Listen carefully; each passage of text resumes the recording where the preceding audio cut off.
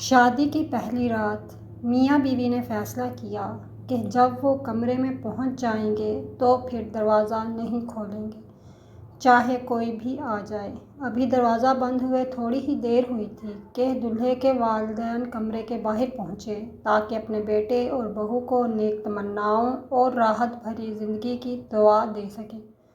دستک ہوئی، بتایا گیا کہ دولہے کے والدین باہر موجود ہیں۔ دولہا دلہن نے ایک دوسرے کی طرف دیکھا۔ باوجود اس کے کہ دولہا دروازہ کھولنا چاہتا تھا، اس نے اپنے فیصلے کو مد نظر رکھا اور دروازہ نہیں کھولا۔ والدین ناکام واپس لوٹ گئے۔ ابھی کچھ دیر ہی گزری تھی کہ دلہن کے والدین بھی دولہے کے گھر جا پہنچے تاکہ اپنی بیٹی اور داماد کو اپنی نیک خواہشات پہنچا سکیں اور انہیں سکھی زندگی کی دعا دے سکیں۔ ایک بار پھر دروازے پر دستک دی گئی اور بتایا گیا کہ دلہن کے والدین کمرے کے باہر موجود ہیں۔ دولہا دلہن نے ایک دوسرے کی طرف دیکھا، پھر اپنا فیصلہ ذہن میں تازہ کیا۔ باوجود اس کے کہ فیصلہ ہو چکا تھا، دلہن کی آنسوں بھری سرگوشی سنائی دی۔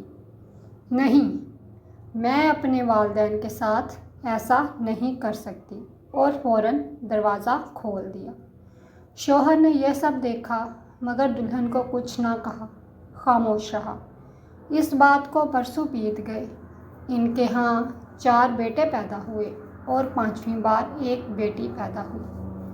شوہر نے ننھی گڑیا کے اس دنیا میں آنے کی خوشی میں ایک بہت بڑی پارٹی کا انتظام کیا اور اس پارٹی میں ہر اس شخص کو بلایا جسے وہ جانتا تھا، اور خوب خوشیاں منائی گئیں۔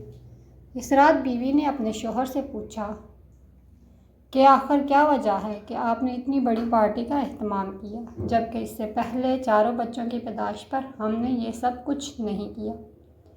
شوہر مسکرایا اور بولا، یہ وہ ہے جو میرے لیے دروازہ کھولے گی۔